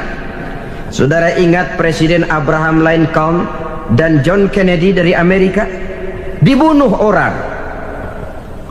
Park Chung-hee dari Korea Selatan, Ziaur Rahman dari Bangladesh, Anwar Sadat dari Mesir, terakhir Indira Gandhi dari India, menjadi korban dari pangkat dan jabatan yang disandangnya dari orang-orang yang tidak senang dia memegang jabatan itu. Dia akan mudah mengundang bencana. Sehingga pantas kalau seorang presiden terkemuka Amerika, Harry Truman namanya, dia mengatakan jabatan presiden itu, kata dia, seperti orang nunggang macan, naik macan. Harus kita taiki, kalau enggak dia bakal nerekam kita, ngeri katanya. Adapun orang yang hatinya lapang, kalau dia menerima pangkat dan jabatan, dianggapnya itu satu kesempatan untuk berbuat baik. Tapi orang yang berhati sempit, menerima pangkat dan jabatan, bukan kadang-kadang menerima, malah berusaha setengah mati mencapai dengan segala cara. Kalau perlu jilat atas, jilat atas. Jadi golongan sumuhun dawu. Jadi kelompok kulon nuwun, yes sir, yang kerjanya cuma oke bos. Kalau perlu jilat atas, jilat atas. Kalau perlu injak yang bawah, injak yang bawah. Perlu sikut kiri kanan, sikut kiri kanan. Yang penting pangkat dapat, jabatan dapat. Orang yang semacam ini, kalau sudah mempunyai pangkat dan jabatan, biasanya dia tidak menganggap itu sebagai amanah, tidak menganggap sebagai kesempatan berbuat baik, tapi malah kesempatan untuk memperturutkan hawa nafsunya yang dilatar belakangi oleh kesempitan hatinya tadi. Apalagi kalau orang memperoleh pangkat karena banyak mengeluarkan uang. Seakan-akan pangkat dan jabatan itu sekarang macam proyek, pakai tender. Siapa yang berani bayar segini naik, nggak berani minggir. Padahal logikanya, kalau orang mencapai satu jabatan karena banyak mengeluarkan uang, hampir bisa dipastikan bahwa setelah jabatan itu dia pegang, langkah pertama yang akan dilakukannya ialah berusaha bagaimana uang yang dia keluarkan supaya kembali. Ya paling kurang pulang modal dulu dong. Soal mikirin rakyat soal nanti, tapi ini modal harus pulang. Itu celakanya kalau orang memperoleh pangkat dan jabatan cuma karena banyak mengeluarkan uang. Jarang orang yang mempunyai keyakinan dan pandangan bahwa pangkat dan jabatan merupakan amanah. Jadi sekali lagi, pangkat dan jabatan mungkin saja membawa kebahagiaan kalau jatuh ke tangan orang yang berhati lapang. Tapi bisa jadi bencana kalau dia jatuh ke tangan orang yang mempunyai hati yang sempit. Dan lagi-lagi stresnya hati yang lapang. Lalu sebagian orang, saudara, ada yang berpandangan katanya bahagia itu kalau jadi orang terkenal, mempunyai popularitas, menjadi idola di kalangan remaja, di kalangan orang tua, di segala lapisan masyarakat. Padahal makin populer orang makin terikat dia. Ya kalau macam kita ini kan nggak punya nama, nggak populer, tengah malam buta mau nongkrong di warung Tegal aman. Tapi pangkat, jabatan, kedudukan, popularitas menyebabkan kita diikat dengan berbagai macam peraturan. Cuma mandi sama ke WC saja yang nggak dikawal.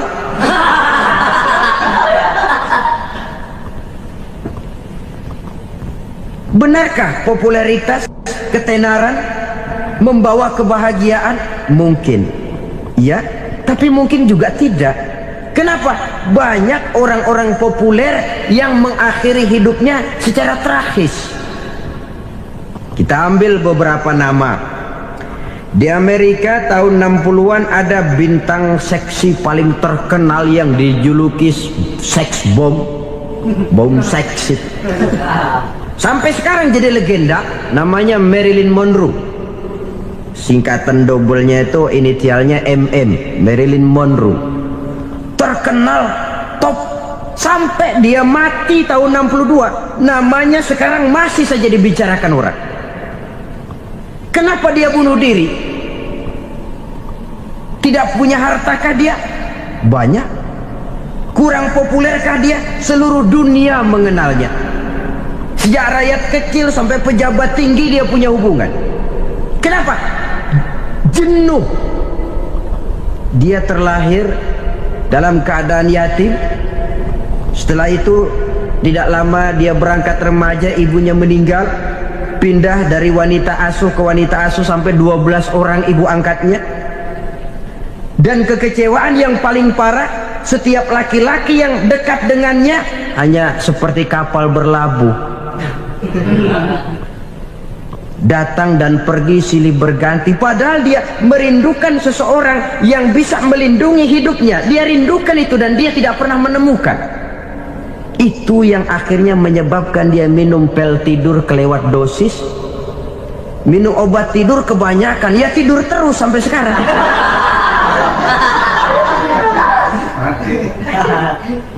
Dia mengakui, saya telah memiliki ketenaran, tapi saya tidak pernah hidup dalam ketenaran itu. Saya pandai main sandiwara, tapi saya ingin hidup dalam alam yang real sebagaimana umumnya orang. Itu yang dia rindukan. Menyusul jejak yang namanya Marilyn Monroe ini, Billie Holiday, saudara kenal tentu, di rumah sakit dirawat. Dia juga minum obat overdosis, mati lagi. Jimi Hendrix minum obat tidur overdosis kelewat batas, mati lagi. Lalu yang menghanyutkan diri di danau, Janis Joplin dan Brian Jones, ini orang-orang populer, orang-orang terkemuka yang mengakhiri hidup secara tragis, bukan karena tidak terkenal, mungkin karena sudah saking terkenalnya. Contoh paling belakangan, Bruce Lee. Wah, ini tukang-tukang kepruk tentu kenal siapa dia.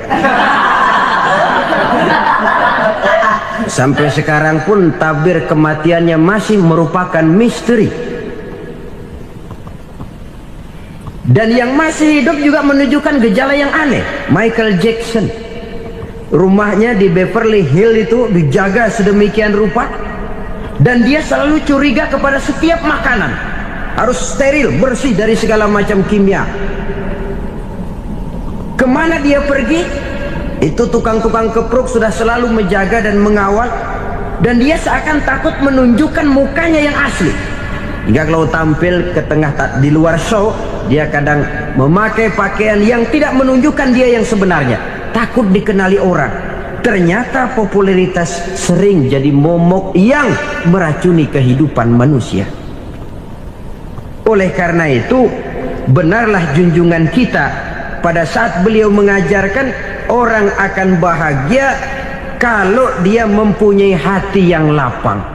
Nah, sekarang masalahnya untuk mendapatkan hati yang lapang, caranya bagaimana? Kita kembali kepada konsep Quran. Allah mengajarkan, ala inna bi dzikrillahi tatmainnul qulub. Ketahuilah bahwa dengan banyak mengingat Allah, hati akan tenang, jiwa akan lapang. Dengan kata lain, dekat dengan agama, merasakan kehadiran Allah dekat dalam hidup, itu muara pertama untuk mencapai hati yang lapang. Ala inna bi dzikrillahi tatmainnul qulub. Jangan macam orang sekarang ingin mendapatkan ketenangan lalu tapak di puncak gunung, di gua-gua, di tempat sepi. Iyalah kalau nggak ada ular. Kalau tergigit ular berbisa, ketenangan belum, mati jelas itu. Islam positif untuk mendapatkan ketenangan. Ala inna bi dzikrillahi tatmainnul qulubi. Bahwa ketahuilah bahwa dengan banyak mengingat Allah, hati akan tenang, jiwa akan lapang, nuansa pikiran akan luas. Karena yang namanya bahagia ada dimanapun manusia berada. Di kampung ada bahagia, di kota ada bahagia, di ngarai, di lembah, di gunung, di hutan, di lautan, di angkasa luar, dimanapun bahagia itu ada kalau kita bermodalkan hati yang lapang ini. Dan hati akan lapang kalau kita dekat dengan agama. Dekat dengan harta buat sementara hati mungkin tenang, tapi ketenangan yang relatif dan temporer. Apalagi orang tiap kali tambah harta, tiap kali tambah rencana, itu wajar. Mungkin sebelumnya saudara berpikir, kalau punya duit 5.000 enak nih. Begitu punya duit 5.000, aduh sayang kalau 10.000 aja. Tiap kali tambah harta, tiap kali lain rencana. Makin banyak rencana, makin menjauhkan kita dari yang namanya ketenangan. Padahal ketenangan merupakan unsur utama untuk mencapai bahagia. Dan ketenangan itu bermuara dalam hati manusia. Tengoklah kehidupan ini. Orang yang banyak harta dengan orang miskin, berbedakah rasa sakit yang mereka tanggungkan? Rasanya tidak. Walaupun si kaya tidur di kasur empuk berselimutkan sutra mahal, sementara si miskin meringkuk di balai bambu yang keras dan kasar. Apabila maut datang, dia juga tidak pernah pilih bulu. Maut datang menjemput si kaya di singgasana keemasannya, dikelilingi oleh para pengasuh, dayang dan idang serta para pengawal. Dan maut pun datang menjemput si miskin papa, sehingga ia tergelepar di tepian jalan. Kedua-duanya bernama mati. Kalau nyata bahwa sakit yang ditanggung si kaya tidak beda dengan sakit yang ditanggung si miskin, bukan harta semata yang membuat orang bahagia. Hati yang tenang, jiwa yang lapang penuh kedamaian karena banyak berzikir dan mengingat Allah, itu merupakan modal utama untuk mencapai sesuatu yang bernama bahagia.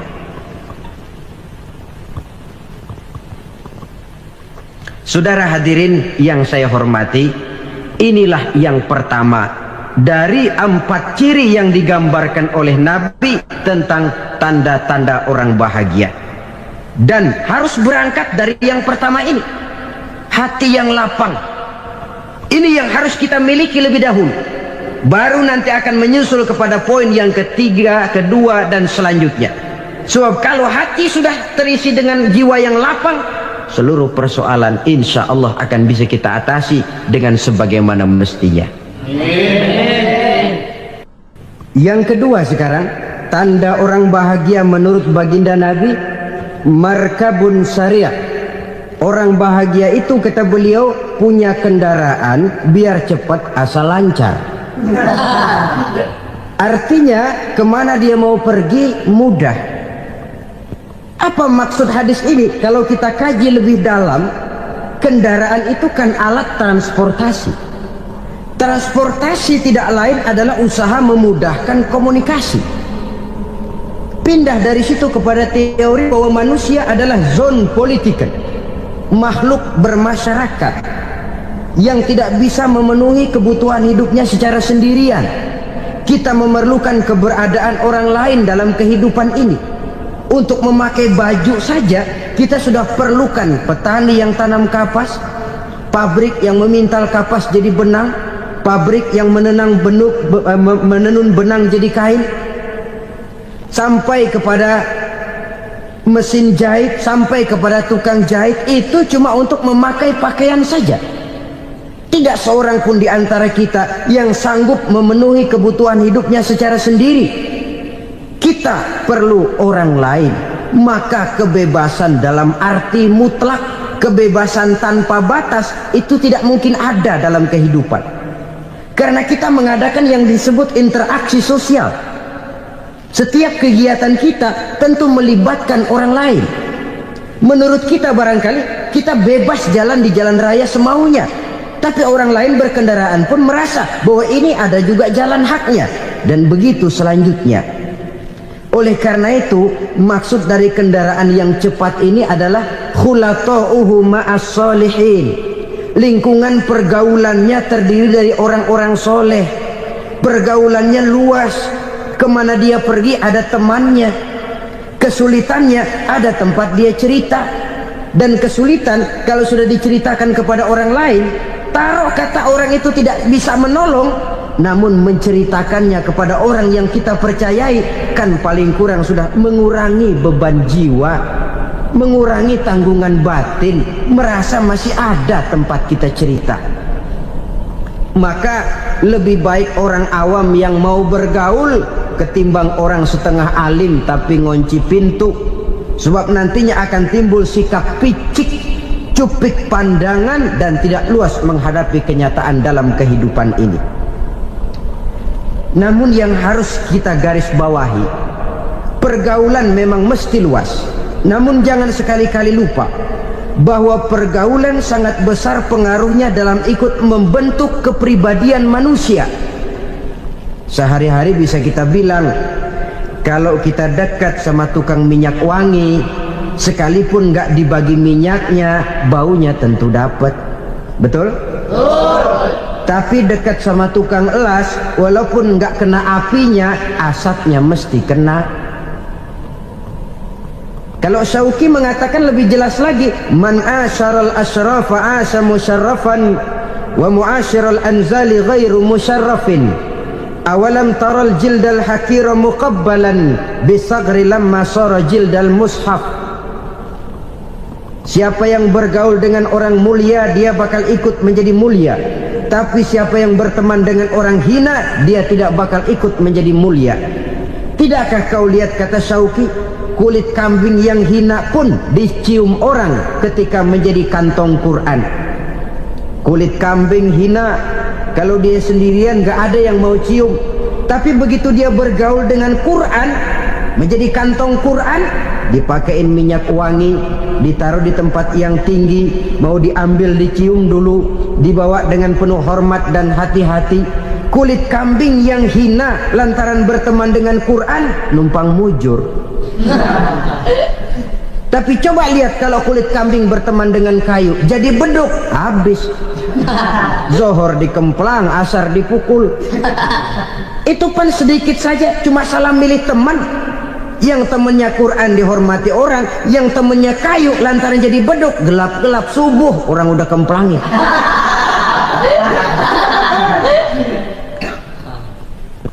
Maka terutama kepada adik-adik remaja yang masih mencari identitas diri, yang ibarat kaset masih kaset kosong, mudah diisi oleh apapun, pandai-pandailah memilih teman dalam bergaul. Karena banyak orang yang tadinya baik-baik, ketika terseret dalam pergaulan dengan orang yang tidak baik, kebaikannya menjadi lentur dan luntur. Tapi berapa banyak bajingan-bajingan tengik, orang-orang yang berlumur noda dan dosa, tiap hari melakukan maksiat, namun bergaul dengan orang yang baik-baik, pada akhirnya sedikit demi sedikit beringsut dan berangsur dia terbiasa mengikuti kebaikan-kebaikan. Saya tekankan ini kepada remaja karena mereka masih mencari identitas diri. Apa yang mereka lihat mereka mau, apa yang mereka dengar mereka ingin tahu. Coba lihat kehidupan remaja. Pulang nonton film Rambo, pengen jadi Rambo, gagah, maunya belekai melulu. Pulang nonton film Superman, pengen bisa terbang. Pulang nonton India, nyanyi melulu. Wajar, mereka masih mencari identitas diri. Saya ini sebenarnya siapa? Lingkungan, pergaulan akan membentuk itu. Karena itu pandai-pandailah bergaul, karena ia sangat besar pengaruhnya dalam ikut membentuk kepribadian manusia. Apalagi sifat yang jelek lebih cepat menularnya ketimbang sifat yang baik. Sifat yang baik, watak yang soleh itu lambat sekali untuk menular. Tapi yang tidak baik, kan prosesnya mah kalau remaja biasanya mula-mula dengar. Karena dengar lalu pengen tahu. Karena pengen tahu lalu ngeliatin. Begitu ngeliatin kan pengen nyobain. Setelah nyobain ketagihan. Nah, ini prosesnya. Yang namanya ganja, morfin, narkotik awalnya kan begitu. Mula-mula denger katanya kalau sudah fly to the sky, sudah melayang ke langit katanya, disitulah puncak kebahagiaan. Mulanya cuma denger. Karena denger pengen tahu. Karena pengen tahu lalu ngeliat, kumpul sama orang yang suka ngeganja. Setelah ngeliat, nah pengen ngerasain. Begitu ngerasain enak juga, ketagihan. Kalau sudah ketagihan jadi penyakit kronis, bisa merembet kepada yang lain. Iya, kalau orang tuanya mampu untuk beli morfin, beli ganja. Kalau tidak kan pikirannya ngayap, jemuran siapa ya gue sabar. Timbullah perbuatan-perbuatan negatif yang bermula dari salah pergaulan. Apalagi buat adik-adik remaja yang tinggal di kota-kota besar, yang pengaruh budaya, pengaruh kesenian, pengaruh struktur kehidupan yang nampak makin individualistis, di mana persaingan tajam, tensi ekonomi tinggi, orang mudah mengalami stres. Pandai-pandailah dalam bergaul, sekali lagi, karena ia sangat besar pengaruhnya dalam ikut membentuk kepribadian manusia. Orang bahagia punya kendaraan yang cepat, artinya punya pergaulan yang luas, dan lingkungan pergaulannya terdiri dari orang-orang yang soleh. Kemana dia pergi ada teman, kesulitannya ada tempat dia cerita. Tapi kalau sudah menyendiri, hidup sendiri, kesulitan dipikiri sendiri, bisa mati belum waktunya. Tidak ada tempat berbagi rasa, Tidak ada tempat bercerita, tidak ada tempat mengurangi beban dalam kehidupan. Pantas betul kalau Islam sangat menggalakkan dan menganjurkan orang kalau sudah sampai waktunya itu untuk melangsungkan nikah. Kata Nabi, ya ma'syaras syabab man istata'a minkumul ba'at falyatazawwaj. Hai para pemuda, kalau sudah mampu memberi nafkah, kawinlah, nikahlah kamu. Kenapa? Sudah ada teman hidup, tempat berbagi rasa. Kesulitan kalau ada tempat cerita akan lebih ringan ketimbang kita telan sendiri, walaupun bobot kesulitannya sama beratnya. Saudara-saudara kaum muslimin rahimakumullah, inilah ciri yang kedua, punya kendaraan biar cepat asal lancar. Kemana kita mau pergi gampang. Dengan kata lain, setelah hati yang luas, pergaulan yang luas. Dua. Yang ketiga sekarang, tanda orang bahagia itu menurut Nabi, misbahun mudhi'un, punya lampu yang terang. Oh, itu enggak problem. Sekarang sudah zamannya listrik masuk desa, Pak. Lampu sudah terang semua. Betul, kalau itu yang dimaksud. Tapi tidak cuma itu. Karena lampu yang dimaksud di sini, lampu yang akan menerangi seluruh perjalanan hidup. Dan perjalanan hidup itu sudah dimulai sejak kita terlahir ke alam ini sampai masuk ke alam barzah, kumpul di padang mahsyar sampai ke akhirat. Lampu yang menerangi itu yang diperlukan. Kalau lampu, katakanlah yang paling top sekarang kan lampu jenis Mercury. Taruhlah itu di rumah kita, dia cuma menerangi rumah kita, menerangi hati pun tidak sanggup. Bila kita masuk ke alam barzah, alam kubur, sanggupkah si Mercury yang begitu terang menerangi alam barzah kita? Tidak sanggup lagi. Sanggupkah lampu yang ratusan watt, bahkan puluhan ribu watt menerangi kehidupan di padang mahsyar? Tidak akan sanggup lagi. Kalau demikian, yang dimaksud lampu yang terang di sini apa? Tidak lain amal soleh, kebajikan yang kita lakukan dalam hidup. Itu yang akan jadi lampu penerang. Di dunia nama kita akan terang. Jasad kita boleh hancur terkubur tanah, tapi nama kita akan dikenang orang. Begitulah kalau orang meninggalkan kebajikan dalam hidup seperti sekarang. Ribuan orang tiap saat berziarah ke kubur Imam Syafi'i, ke kubur Imam Malik, ke kubur Imam Ghazali, ke kubur orang yang baik-baik, orang yang soleh-soleh. Kebajikannya yang ditinggalkan, yang mengukir namanya dengan tinta emas. Sehingga saudara sudah terbaring di alam kubur, orang lewat, Allah, ini kuburannya Fulan bin Fulan, dulu ini kebaikannya Masya Allah, saya ikut merasakan. Mari kita mampir sebentar, kita Fatihah. Mohon disampaikan Allah pahalanya kepada almarhum. Al-Fatihah. Itu kalau orang baik-baik.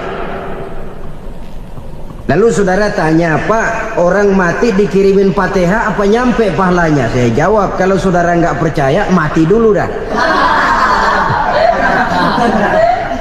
Nanti saya Fatihain, tungguin di sana. Umpama nggak sampai, balik lagi kemari. Sekarang ini kan maunya otak-otakan saja. Kalau nggak masuk otak, nggak percaya. Padahal alam gaib itu nggak bisa diotak-otakin. Sama saja dengan saudara pernah dengar cerita kapal Tampo Mas tenggelam kan? Pernah nggak? Di mana? Ya, di laut Masalembo. Begitu ke Tampo Mas tenggelam, ratusan penumpang itu terjun ke laut, dipermainkan gelombang, berjuang menghadapi maut itu. Orang lagi timbul tenggelam di lautan, dihantam ombak, kita tengokin pakai helikopter. Pak, lagi timbul tenggelam ya? Iya, tolongin. Jangan khawatir Pak, nih saya kirim intan Pak, harganya 10 juta. Kira-kira orang yang timbul tenggelam di laut seneng nggak? Kan mahal toh intan 10 juta. Kenapa dia nggak senang? Karena intan 10 juta dalam kondisi seperti itu tidak sanggup menyelamatkan dia. Dia akan girang kalau dikirimin ban mobil bekas, dikirimin papan terentang atau bambu. Intan yang 10 juta dia nggak girang.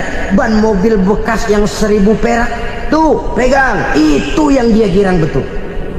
Inilah sebabnya Nabi berkata, mal mayyitu fi qabrihi illa kal ghariqil mutaghawwis. Orang yang meninggal di alam kuburnya seperti orang timbul tenggelam di lautan. Yantaziru da'watan min ahli, menunggu doa dari keluarganya yang masih hidup.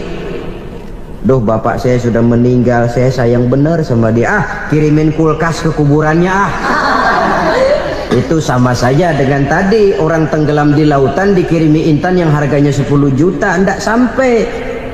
Begitulah kalau kebajikan yang kita tinggalkan dalam hidup, sudah mati pun kubur kita masih diziarahi orang.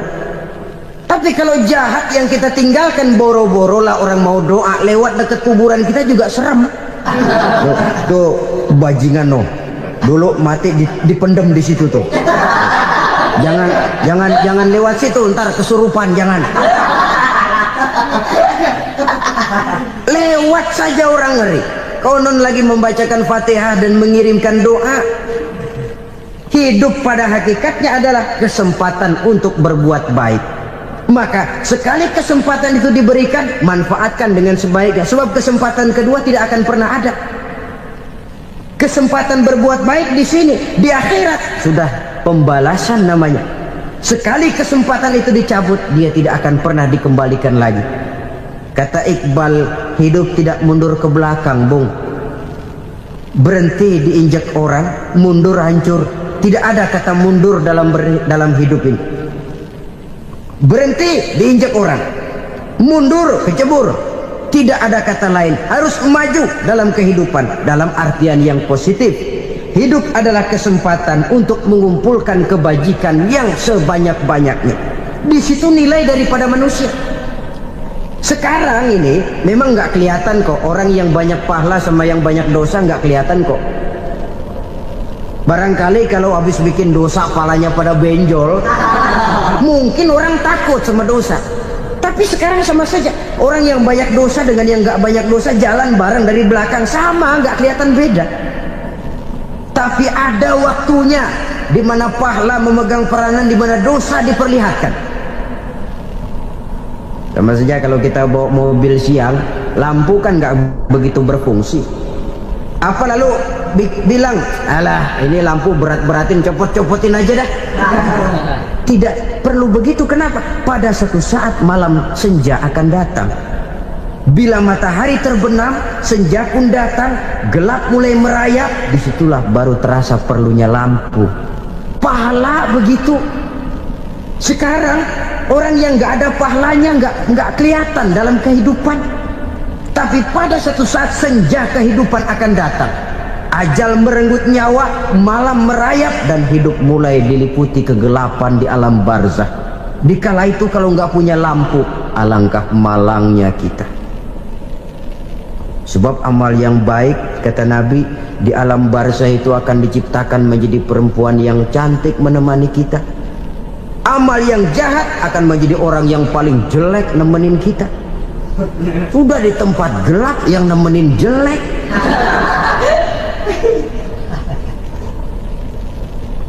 Kaum muslimin rahimakumullah. Kalau demikian masalahnya, tergantunglah kita pandai memanfaatkan waktu. Al-waktu kasayf, waktu itu cepat sekali. Yang namanya waktu itu tahu-tahu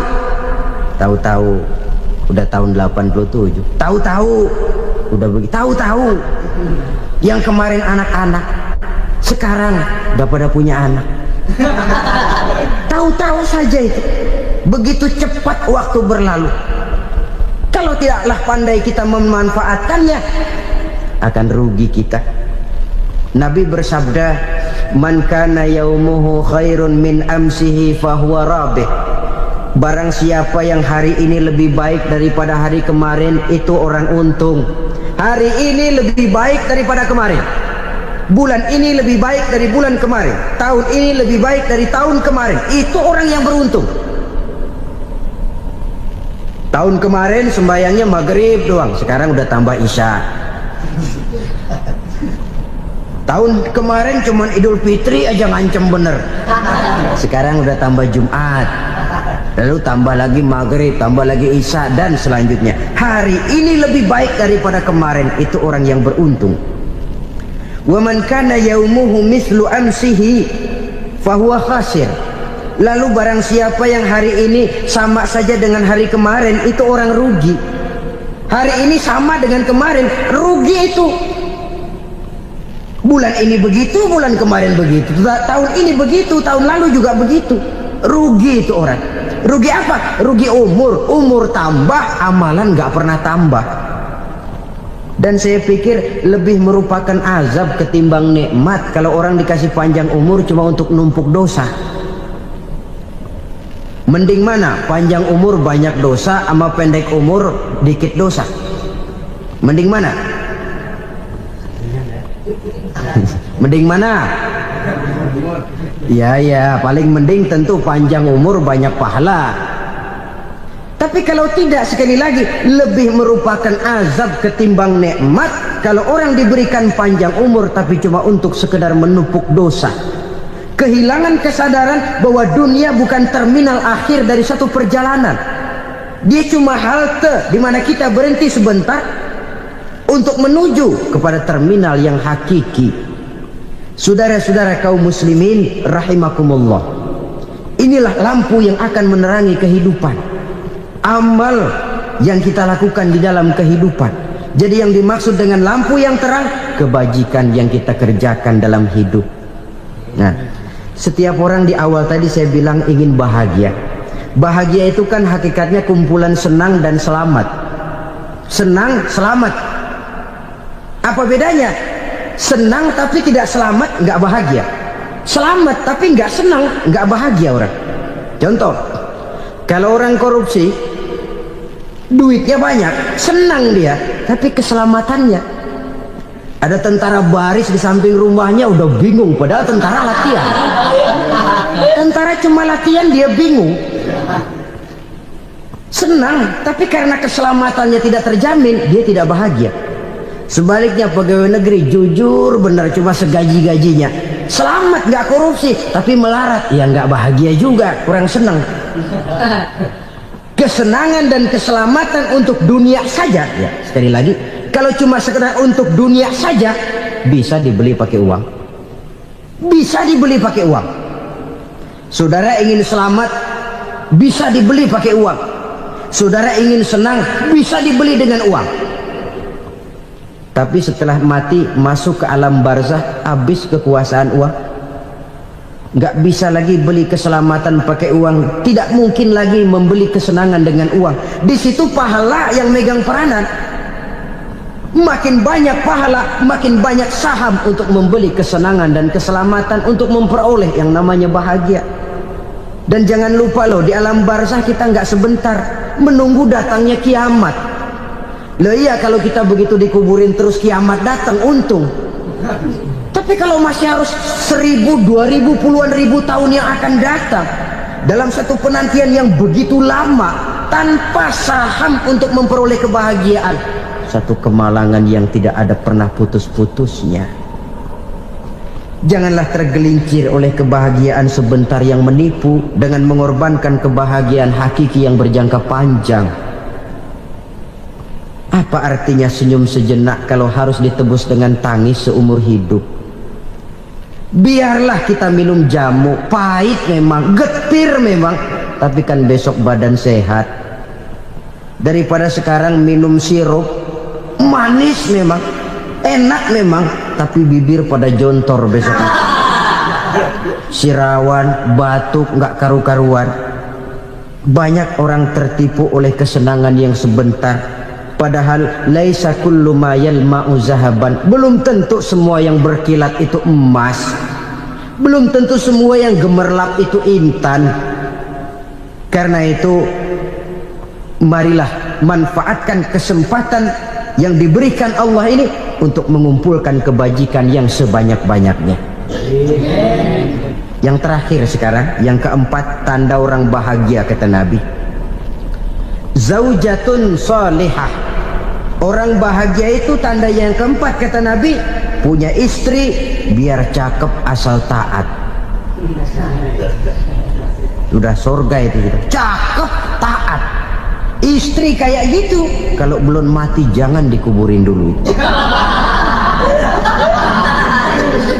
sudah cakep taat lagi.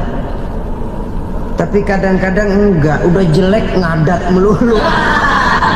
Apa yang mau dipilih? Sebab itu Quran mengatakan istri pakaian untuk suami, suami pakaian untuk istri. Kenapa suami istri diibaratkan pakaian? Alangkah tingginya gaya bahasa Quran ini. Suami istri teman hidup, hidup perjalanan panjang. Sejak kita dalam rahim sudah ada hidup kan di sini. Sampai ke alam dunia, masuk ke alam barzah, kumpul di padang mahsyar, sampai menuju akhirat, itu perjalanan hidup. Carilah istri atau suami teman hidup yang membawa manfaat tidak hanya kehidupan di dunia ini, sampai di alam barzah, sampai di padang mahsyar. Suaminya mungkin meninggal lebih dulu atau istrinya mungkin meninggal lebih dulu, tapi suami atau istri yang masih hidup berbuat kebajikan. Suami saya meninggal, ada hartanya, saya sedekahkan, niat pahala untuk almarhum suami saya. Ini teman hidup, tidak dibatasi dan tidak bisa dipisahkan oleh maut sekalipun. Zohirnya mungkin pisah, badannya mungkin pisah, tapi hatinya, jiwanya, kebersamaannya dalam menghadapi kehidupan. Karena itu saudara-saudara, bahasa Quran indah. Suami istri diibaratkan seperti pakaian. Apa fungsi pakaian? Pertama, pakaian jadi kebanggaan. Artinya suami harus menjadi kebanggaan istri, istri harus jadi kebanggaan suami. Yang kedua, pakaian itu kan fungsinya menutup aurat.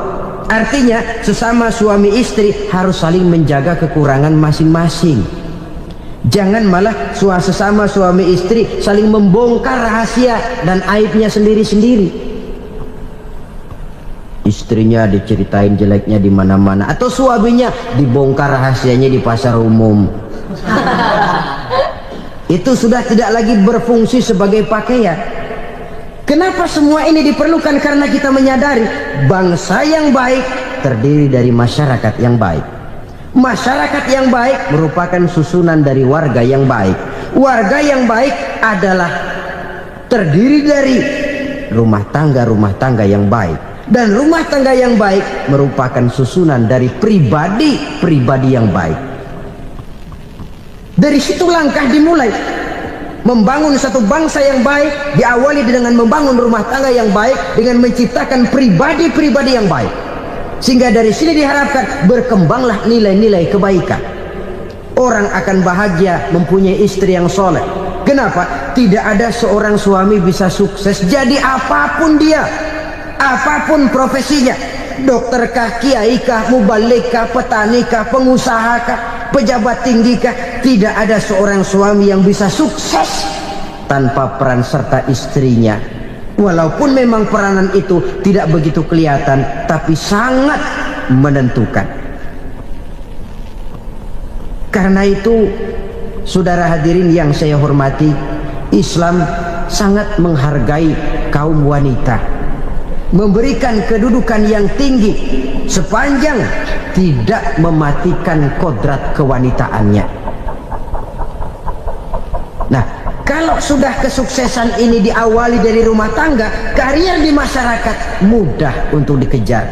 Tapi keberantakan di rumah tangga merupakan kegagalan pertama di tempat lain. Nah, inilah saja yang dapat Al-Fakir sampaikan pada pertemuan kali ini.